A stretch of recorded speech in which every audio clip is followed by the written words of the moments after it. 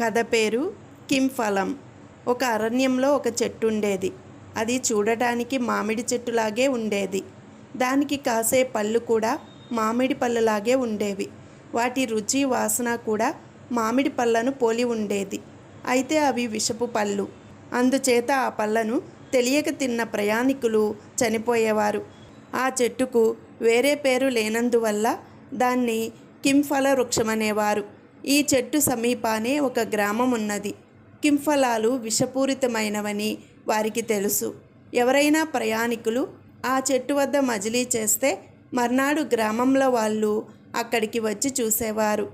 ప్రయాణికులు కింఫలాలు తిని చచ్చిపోయి ఉంటే వారి డబ్బులు సరుకులు తీసుకొని గ్రామస్తులు వెళ్ళిపోయేవారు.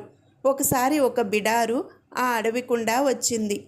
చెట్టున కింఫలాలు విరగగాచి ఉన్నాయి. ప్రయాణికులు వాటిని తినబోయారు. కానీ బిడారు నాయకుడు వారిని తినవద్దన్నాడు. ఆ రాత్రి వారక్కడే మజిలీ చేశారు.